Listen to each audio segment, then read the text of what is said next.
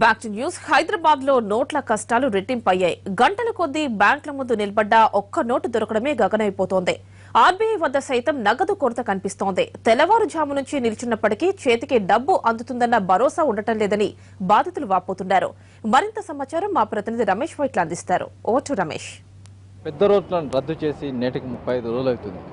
అయితే 50 రోజుల్లో పూర్తిగా ప్రజల కష్టాలను తీస్తాము, నోటు ప్రాబ్లం లేకుండా చేస్తామని కేంద్ర ప్రభుత్వం చెప్పింది. అయితే మరోవైపు చూసినట్లయితే నోట్ల కష్టాలు ఇంకా తీరటం లేదు. ఎక్కడ చూసినా బార్లు కూడా పెద్ద ఎత్తున క్యూలు ఉంటున్నాయి. మరోవైపు ఆర్బీఐలో ఇవాళ ఉదయం నుంచి కూడా ఆర్బీఐ హైదరాబాద్ శాఖలో ఇవాళ ఉదయం నుంచి కూడా ఒక మీటింగ్ కొనసాగుతుంది.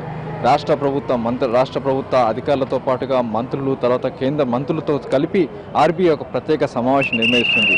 ఇక నోట్ల కష్టాలు కావచ్చు, రాష్ట్ర ప్రభుత్వానికి అవసరమైన ఎన్ని నిధులు కావాలి, ఎన్ని కోట్ల నిధులు కావాలి అన్న నేపథ్యంలో ప్రస్తుతానికి ఒక సమావేశాన్ని ఇటు ఆర్బీఐ హైదరాబాద్ శాఖలో నిర్వహిస్తున్నారు. దీనికి కేంద్ర మంత్రి బండారు దత్తాత్రేయతో పాటుగా రాష్ట్ర ఆర్థిక మంత్రి ఈటల రాజేందర్తో పాటుగా రాష్ట్ర హోంమంత్రి నాయని నరసింహారెడ్డి తదితర మంత్రులతో పాటు ఆర్థిక శాఖ కీలకమైన అధికారులందరూ కూడా ప్రస్తుతానికి ఈ మీటింగ్కి హాజరు కావడం జరిగింది.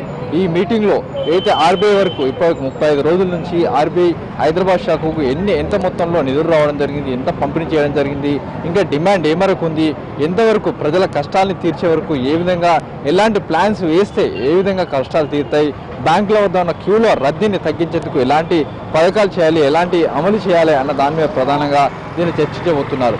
మరోవైపు చూసినట్టే తెలంగాణ ప్రభుత్వం నుంచి ఒక డిమాండ్ని ఆర్బీఐ ముందు పెట్టబోతుంది.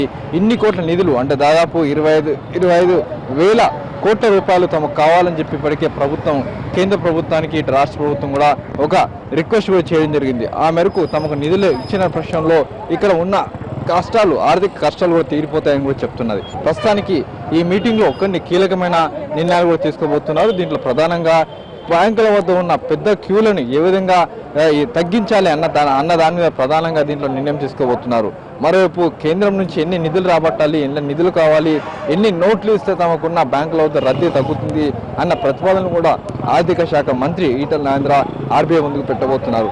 అయితే మధ్యాహ్నం వరకు కొనసాగబోతున్న మీటింగ్లో కొన్ని కీలకమైన నిర్ణయాలు తీసుకొని దాన్ని అమలు చేయడానికి కూడా పూర్తిగా సిద్ధపడుతున్నారు.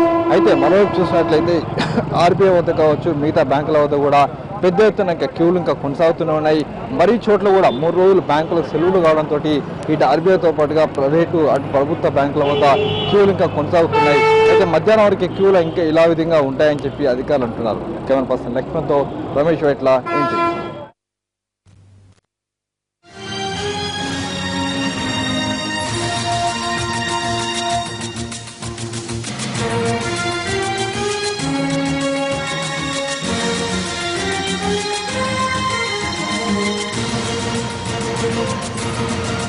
దిల్సుఖ్ నగర్ పేలుళ్ల కేసులో ఇండియన్ ముజాహిదీన్ సంస్థపై నేర నిర్ధారణ అయినట్లు చర్లపల్లి ఫాస్ట్ ట్రాక్ కోర్టు ప్రకటించింది. మొత్తం 5 నిందితులపై నేరం రుజువైందని తెలిపింది. ఈ నెల 21న దోషులకు శిక్షను ఖరారు చేయనున్నట్లు తెలిపింది. 3.5 ఏళ్ల పాటు విచారణ జరిపిన ఎన్ఐఏ ఈ కేసుకు సంబంధించి అన్ని ఆధారాలను కోర్టు ముందుంచింది. హైదరాబాద్ దిల్సుఖ్ నగర్ ఎక్స్ రోడ్ తో పాటు కోనార్క్ థియేటర్ ఎదురుగా ఉన్న ఆనంద్ టిఫిన్ సెంటర్ వద్ద డిసెంబర్ 19, 2013లో ఈ బాంబు పేలుళ్లు జరిగాయి. ఈ పేలుళ్లకు సంబంధించి 21వ తేదీన శిక్షలు ఖరారు కానున్నాయి.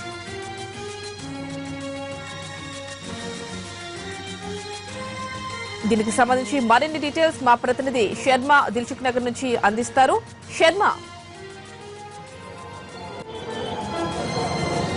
సరిగ్గా 3 సంవత్సరాల 10 నెలల క్రితం అంటే 2013 ఫిబ్రవరి 21న ప్రశాంతంగా ఉన్నటువంటి దిల్సుఖ్ నగర్లో బాంబు పేలుళ్లు జరిగాయి. నరరూప రాక్షసులు 18 మందిని ప్రాణాలు పొట్టన పెట్టుకున్నారు. 50 మందికి పైగా తీవ్రంగా గాయపడ్డారు. మనం చూస్తున్నాం ఇదే ప్రాంతంలో అప్పుడు బిజీగా ఉన్నటువంటి ఈ ప్రాంతంలోనే బాంబు పేలుళ్లు ఒక్కసారిగా జరిగాయి. ఇక్కడ సైకిల్ దగ్గర బాంబు పెట్టినటువంటి ఆ నరరూప రాక్షసులు ఇక్కడ, అలాగే ఇక్కడికి కొద్ది దూరంలోనే ఉన్నటువంటి బస్ స్టాప్లో కొద్ది క్షణాల్లో అక్కడ కూడా అమర్చినటువంటి బాంబు పేలుళ్లు కొద్ది సెకండ్ల వ్యత్యాసంలోనే పేలుళ్లు జరిగాయి. ఈ 2 ప్రాంతాల్లో జరిగిన పేలుళ్లలో మొత్తం 18 మంది అమాయకుల ప్రాణాలు గాల్లో కలిసిపోయాయి. రక్తం మడుగులో వాళ్ళు పడిపోయారు. 50 మంది వరకు తీవ్రంగా గాయపడ్డటువంటి పరిస్థితి. 3.5 ఏళ్లుగా ఆ కుటుంబాలు, గాయపడ్డ వారి కుటుంబాలు కావచ్చు, అలాగే చనిపోయిన వారి కుటుంబాలు కావచ్చు ఆ వేదనను అనుభవిస్తూనే ఉన్నాయి. దీనికి సంబంధించి 6 నిందితులను గుర్తించారు. వీళ్ళందరూ కూడా ఇండియన్ ముజాహిద్దీన్కి సంబంధించినటువంటి సభ్యులు. ఈ 6 నిందితులలో ఒక రియాజ్ బత్కల్ మాత్రం పాకిస్తాన్లో ఉన్నాడు. మిగతా యాసిన్ బత్కల్ సహా మిగతా 5 మాత్రం ఎన్ఐఏ అరెస్ట్ చేసింది, వాళ్లను జైలుకు తరలించింది. అప్పటి నుంచి కూడా ఈ కేసుకు సంబంధించి విచారణ త్వరితగతిన ముగించాలి, నిందితులకు శిక్ష ఖరారు చేయాలన్న భావనతోనే ఎన్ఐఏ కీలకమైనటువంటి ఆధారాలు సమర్పించింది. దీనికి సంబంధించి నిందితులు కొన్ని ఇబ్బందులకు గురి చేసిన సందర్భంలోనే చర్లపల్లి జైల్లోనే ఫాస్ట్ ట్రాక్ కోర్టును ఏర్పాటు చేశారు. దానికి సంబంధించినటువంటి విచారణ ముగిసినటువంటి పరిస్థితి. ఇవాళ ఆ 5 నిందితులు ఎవరైతే ఉన్నారో వాళ్ళు ఈ పేలుళ్లకు పాల్పడ్డారు అని కోర్టు నిర్ధారించింది. కానీ ఏ నిందితుడికి ఎంత శిక్ష వేయాలన్న దానికి సంబంధించి మాత్రం 19వ తేదీన ఈ నెల 19వ తేదీన ఆ రోజున ఏ నిందితుడికి ఎంత శిక్ష వేయాలన్న దానికి సంబంధించి తుది తీర్పు వెల్లడించబోతోంది. ఇవాళ దీనికి సంబంధించి ఉదయం నుంచి కూడా ఉత్కంఠ కొనసాగింది. దిల్సుఖ్ నగర్ బాంబు పేలుళ్ల నిందితులకు ఏ రకమైన శిక్ష పడుతుందన్న దానిపైన ఉత్కంఠ కొనసాగింది. దానికి సంబంధించిన మృతుల కుటుంబాలు కావచ్చు, క్షతగాత్రుల కుటుంబాలు కావచ్చు చాలా ఆతృతగా ఎదురు చూశాయి. ఒకవేళ తుది తీర్పు ఇవాళ వెల్లడిస్తే గనక ఇక్కడికి రావాలని భావించారు. కానీ మీడియాలో ద్వారా వాళ్ళు ఈ నెల 19న విచారణ వాయిదా పడిందని తెలుసుకొని చాలా మంది ఇక్కడికి రాలేదు. కానీ ఆ రోజు సంఘటనలో చాలా మంది ఇక్కడ ఉన్నారు. ఇక్కడ ఒక వ్యక్తి మక్కారెడ్డి అనేటువంటి వ్యక్తి కూడా ఆ రోజు గాయపడ్డటువంటి వ్యక్తే. మక్కారెడ్డి, ఆ రోజు నువ్వు ఎక్కడున్నావు, ఏం చేస్తున్నావు? నేను అక్కడే ఉన్నాను, నేను అక్కడే పనిచేస్తున్నాను. అప్పుడు కౌంటర్లో ఉన్నాను. దర్శనమని వేలగానే శబ్దంతో చెవులు అన్నీ డ్యామేజ్ అయిపోయినాయి. ఇప్పటికి కూడా చెవులు సరిగా వినబడట్లేదు, ఎవరు ఏమంటున్నారు కూడా వినబడట్లేదు. ఎక్కడెక్కడ గాయాలయ్యాయి? ఇక్కడ గాయాలైనాయి, ఇక్కడ ఈడ పలిగిపోయింది మొత్తము, ఇక్కడ ఈ ఏలు పలిగిపోయింది, ఇక్కడ ఈయనే. ఇది అప్పుడప్పుడు చెవులు బాగా దెబ్బతిన్నాయి. అప్పుడప్పుడు కస్టమర్లు ఏమన్నా అడిగితే కూడా ఒక్కోసారి వినపడుతుంది, ఒక్కోసారి వినపడట్లేదు. నొప్పితో బాగా నొప్పిగా ఉంది. ఈ కేసీఆర్ ప్రభుత్వం ఏమన్నా ఆదుకోవాలని కోరుతున్నాం. ఇవాళ వాళ్ళకు శిక్ష ఖరారైంది, వాళ్ళ శిక్షకు అర్హులు అని కోర్టు చెప్పింది, ఏమంటారు? వేయాలి, వాళ్ళకు కఠినమైన శిక్ష వేయాలి. ఖచ్చితంగా ఉరి శిక్ష పడాలి. అప్పుడే కానీ సంతోషంగా ఉండలేము.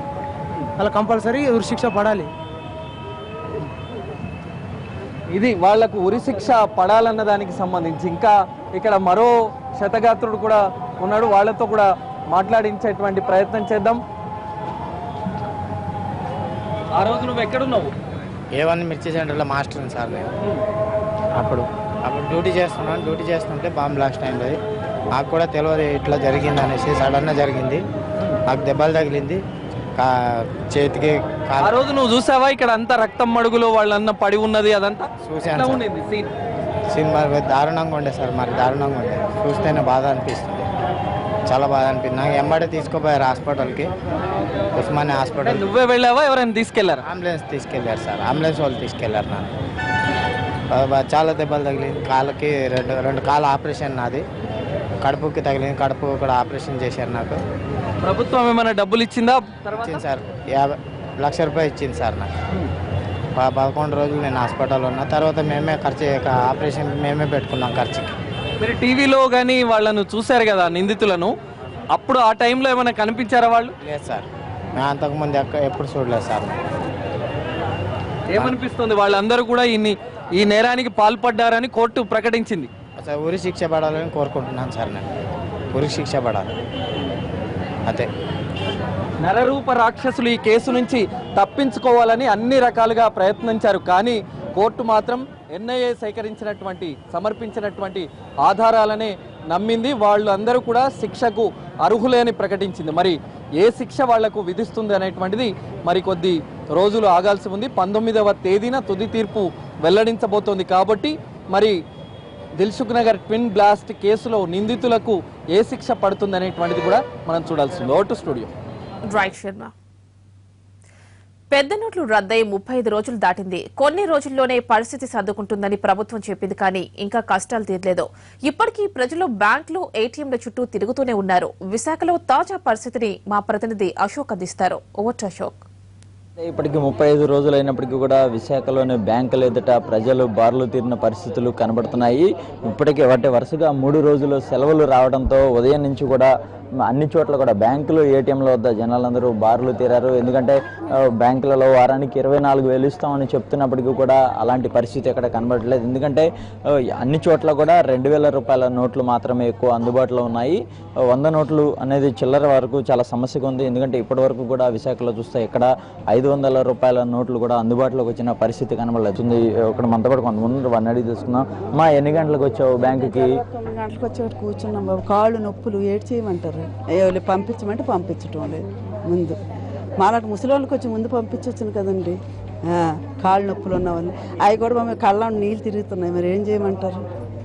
బాగా మీరు చెప్పండి. 2,000 నోట్లు ఇస్తుంటే మాకు చిల్లర ఎక్కడ దొరకటం లేదు బాబు. మాలాటోళ్ళు 1000 రూపాయల సామాన్లు కొనగలం ఒకసారి. ఇప్పుడు ఆటోకి వెళ్ళాలంటే ఇప్పుడు 2,000 నోటు ఇస్తే నేను ఎలాగెళ్ళి ఆటోలో గంటల తరబడి బ్యాంకుల ఎదుట నుంచి 2,000 రూపాయల నోట్లు మాత్రమే వస్తున్నాయన్నారు. ఇలాగ దుఃఖపెట్టడానికి చేశారనమాట. ఎందుకు చేశారు, ఎందుకు 2,000 నోట్లు ఎలాగోలాగా 1000 నోట్లు 500 నోట్లు దించారు, మళ్ళీ ఇవన్నీ దించడం ఎందుకు? మానాటోళ్ళు చంపడం ఎందుకు? సుఖపడతారా అలా పనులు చేస్తే? ఎన్ని గంటలకు వచ్చారు బ్యాంకుల దగ్గర? ఎలా ఇబ్బంది పడుతున్నారు మీరు? ఎలా ఇబ్బంది పడుతున్నారు? 10 గంటలకు వచ్చాము. 10 గంటల నుంచి లైన్లోనే ఉన్నాం. కాకపోతే క్యూలోని ఒక ఐదుగురిని అలా పంపిస్తున్నారండి. ఓన్లీ 6,000 ఇస్తున్నారటండి. ఉదయం నుంచి కూడా బ్యాంకుల వద్ద బారులు తీరిపోన్న పరిస్థితినప్పటికీ కూడా బ్యాంకులలో అంటే ఏదైతే పబ్లిక్ నుంచి వచ్చే ఈ క్యూ అయితే ఒత్తిడి ఏదైతే ఉందో వాళ్ళని తగ్గించేందుకు కేవలం 4-5 మాత్రమే లోపలికి దశల వారీగా పంపిస్తున్నారు. దీంతో అటు బ్యాంకు లోపల అలాగే బ్యాంకు బయట కూడా పూర్తిగా జనాలు నిండిపోయిన పరిస్థితి ఉందనే చెప్పుకోవచ్చు. మొత్తం వీళ్ళందరూ కూడా మనం ప్రస్తుతం అక్కేపాలెంలోని ఈ కైలాసపురం బ్రాంచ్ వద్ద ఉన్నాము. వీళ్ళందరూ కూడా ఉదయం నుంచి కూడా క్యూ లైన్లో నుంచున్నారు. అయితే చాలామంది వరకు కూడా 24,000 ఇస్తామని చెప్తున్నప్పుడు కూడా 4-6,000 కంటే ఎక్కువ బ్యాంకులో ఇచ్చే పరిస్థితి లేదు. దీంతో ఇబ్బంది పడుతున్నామంటున్నారు. అయితే ఇక్కడ మనతో పాటు కొంతమంది ఉన్నారు, వారిని అడిగి తెలుసుకునే ప్రయత్నం చేద్దాం. అమ్మా చెప్పండి, ఎంత ఇస్తున్నారు మీకు? అసలు ఎలా బాబు? 6,000 ఇస్తున్నారు. 100 రూపాయల నోట్లు లేదు, చిల్లర లేదు. ఉదయం నుండి కూకున్నాం, ఇదిగో చెమటలకు కూకున్నాను. ఇప్పుడు అంతసేపు ఇవ్వట్లేదు. ఉన్న డబ్బులు ఎప్పుడు ఇస్తాడో తెలియదు, టికానా లేదు. అంతే ఏడు చేస్తామా. 2,000 పట్టుకుని వెళ్తే అప్పుడు చిల్లర ఇవ్వడు, ఏడు చేస్తాం. ఇక ఉన్న ముష్టి డబ్బులు ఇంకెప్పుడు రమ్మంటాడు మహానుభావుడు తెలియదు. అంతే. అమ్మా చెప్పండి, ఎన్ని గంటలకు వచ్చారు, దేనికి వచ్చారు మీరు బ్యాంక్కి? పెన్షన్కి బాబు, పెన్షన్గా వచ్చాం. అబ్బాయిని నిలిచిపెట్టి ఇక్కడ 600 తీసుకోమన్నాడు. ఎన్ని గంటలకు వచ్చారు? 9 అయిపోతుంది బాబు. ఆటోలో వస్తే ఇక్కడికి వస్తాడు 10 అయిపోయింది. అమ్మా మీరు చెప్పండి, దేనికోసం వచ్చారు, ఎప్పటి నుంచి నుంచున్నారు? నేను 9 గంటలకు వచ్చానండి. 9 గంటలకు వచ్చాం. లైన్ కాసాం డబ్బులు. పాత నోట్లు వేస్తే కొత్త నోట్లు ఇస్తారని. మళ్ళీ వీళ్ళు ఇస్తారో ఎవరో తెలియదు. రేపు రమ్మంటారో ఎల్లుండి రమ్మంటారో. మళ్ళీ చిల్లర లేదు, 2 రోజులు రండి అని అంటారు. ఈ అవస్థలన్నీ మాకు చాలా ఇబ్బందిగా ఉన్నదండి.